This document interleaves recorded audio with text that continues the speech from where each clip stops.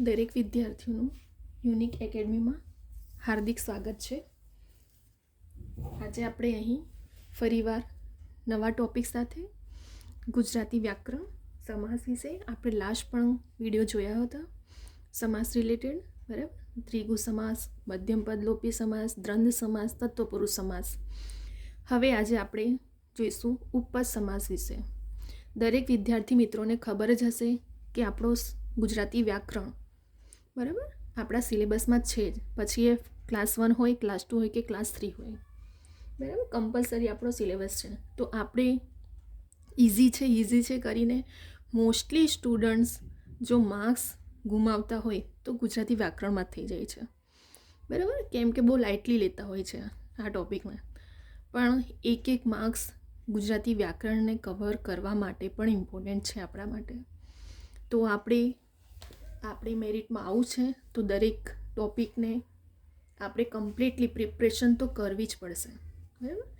આજે હું તમારા માટે ફરીવાર ડીપમાં આખું ડિસ્ક્રાઇબ કરીને સમાસ વિશે તમને સમજાવીશ, જેથી કરીને મોડે પણ ના કરવું પડે અને તમને કમ્પ્લીટલી સમજ પડે, બરાબર. આપણે સ્ટાર્ટ કરીએ. ઉપપદ સમાસ.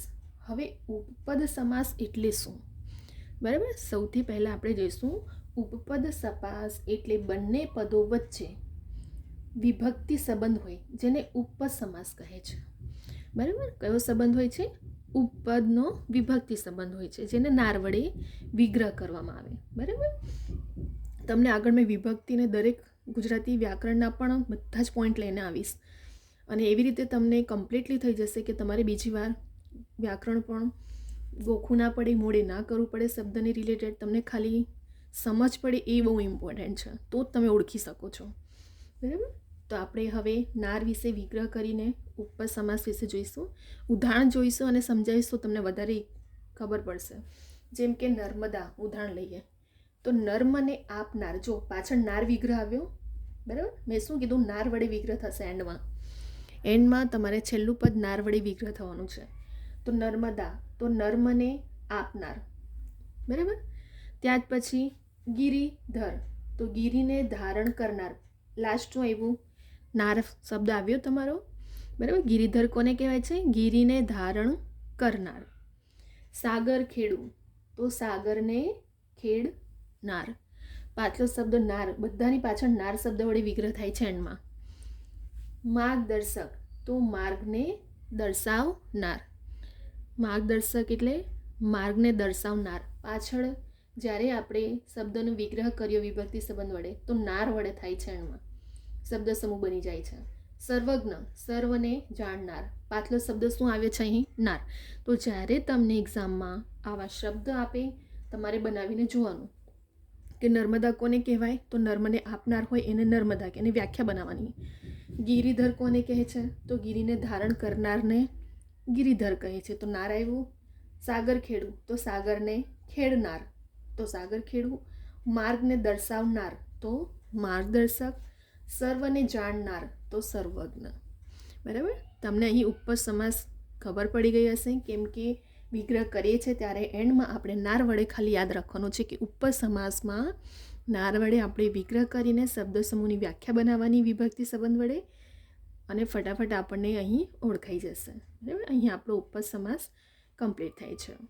ત્યાર પછી આવે છે આપણો બહુવ્રીહી સમાસ. હવે બહુવ્રીહી સમાસ એટલે શું? બંને પદ વચ્ચે વિશેષણ વિશેષ્ય અન્ય પદ વિશેષણ તરીકે વપરાય તેને બહુવ્રીહી સમાસ કહે છે. મેં તમને કાલે પણ કીધું હતું કે કોમ્પિટિશન ટફ છે, તો આપણે તો દરેક રીતે પ્રિપરેશન કરવાની છે.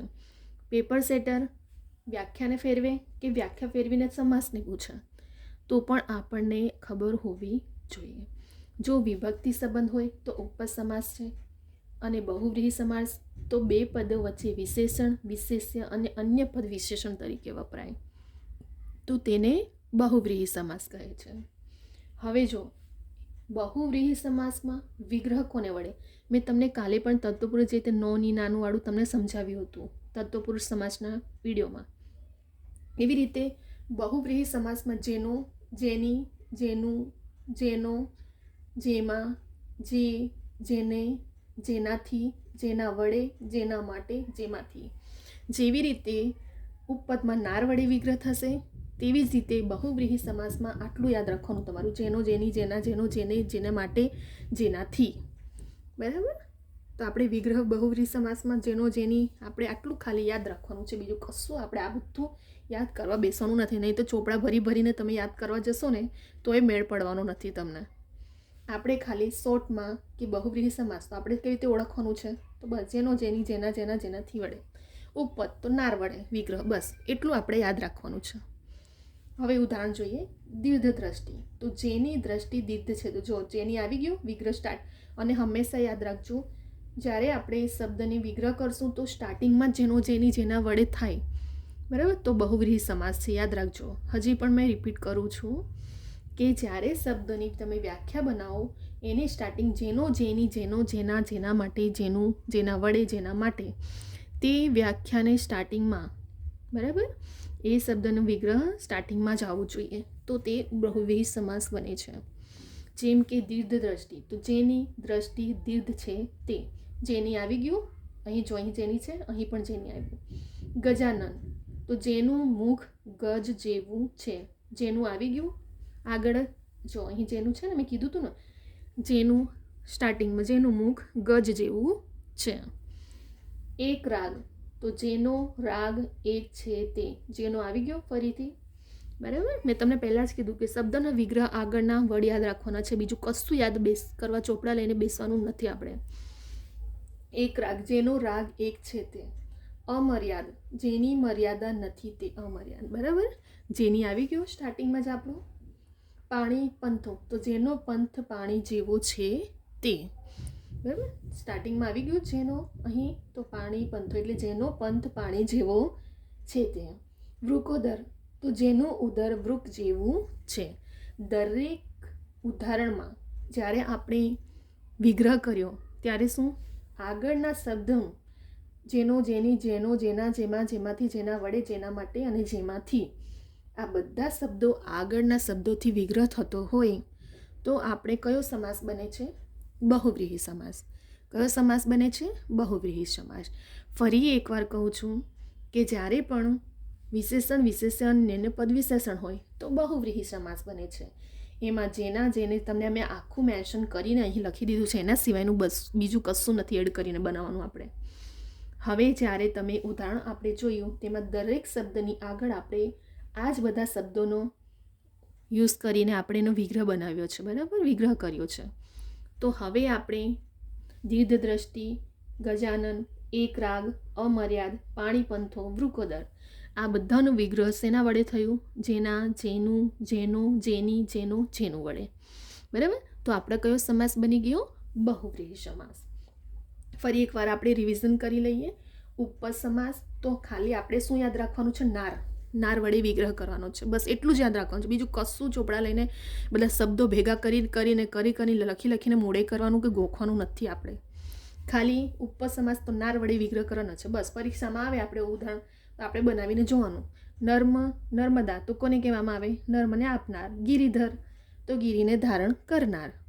પાછળ નાર, નાર, નાર વડે શબ્દ વડે શું થયો છે? વિગ્રહ થયો છે. એવી જ રીતે બહુવ્રીહી સમાસ તો જેનું પદ વચ્ચે, બંને પદ વચ્ચે શું થાય? વિશેષણ અને વિશેષ્ય હોય અને અન્ય પદ વિશેષણ. હવે જેનો, જેની, જેના મેં તમને અહીં પણ આખા વર્ડ લખી દીધા છે. બરાબર. એની સિવાયનું બહાર એડ નથી કરવાનું. પાછું આપણે બનાવી પણ જોયું કે દીર્ઘ દ્રષ્ટિ, જેની દ્રષ્ટિ દીર્ઘ છે. એક રાગ, જેનો રાગ એક છે. પાણી પંથો, જેનો પંથ પાણી જેવો છે. બરાબર. જેનો વિગ્રહ શબ્દની સ્ટાર્ટિંગમાં જેનો, જેની વડે થાય, જેમાં, જેમાં વડે, જેના માટે, એ બહુવ્રીહી સમાસ બની જાય છે. બરાબર. સમાસ આપણે પાછલા વિડીયોમાં દ્વંદ્વમાં જોયું, તત્વપુરુષનો જોયો, મધ્યમ પદ લોપીનો જોયો. હવે આજે આપણો ઉપપદ સમાસ અને બહુવ્રીહી સમાસ પણ કમ્પ્લીટ થઈ ગયો છે. હવે આપણે બીજા બધા પણ ઘણા બધા વ્યાકરણના ટોપિકના વિડીયો લઈને આવશું. વિદ્યાર્થી મિત્રો, આપણે કમ્પ્લીટ પ્રિપરેશન તો કરવાની જ છે અને મેરિટમાં આવું છે તો પછી તમારા માટે એક ઉપપદ સમાસ પણ બહુ ઇમ્પોર્ટન્ટ બની જાય છે. કોઈ પણ ટોપિકને સ્કીપ કરવાનો નથી, કેમ કે કોમ્પિટિશન બહુ ટફ છે. વેકેન્સી ઓછી નીકળે છે, અમુકમાં નીકળે છે પરંતુ ફોર્મ ઘણા બધા ભરાય છે. તો પછી આપણે મેરિટમાં લાવવું હોય તો આપણા માટે તો 0.1 માર્ક્સ પણ બહુ ઇમ્પોર્ટન્ટ બની જાય છે. બરાબર. તો હવે આપણે અહીં સમાસનું ઉપપદ અને બહુવ્રીહી કમ્પ્લીટ થઈ જાય છે. આપણે હવે નેક્સ્ટ વિડીયોમાં બીજા બધા વ્યાકરણના ટૉપિક લાવશું. જો વિદ્યાર્થી મિત્રો તમને આ વિડીયો ગમે તો લાઈક, શેર, સબસ્ક્રાઈબ કરો. બીજા બધા વિદ્યાર્થી મિત્રોને પણ શેર કરો. બધા વિદ્યાર્થી મિત્રો સુધી આ પહોંચવો જોઈએ વિડીયો, જેથી કરીને સમાસનો ટૉપિક એ લોકોને પણ ક્લિયર થાય. બરાબર. અને હવે આપણે બીજો વિડીયો લઈને આવશું. અહીં આપણે વિડીયોને સ્ટોપ કરીએ છીએ.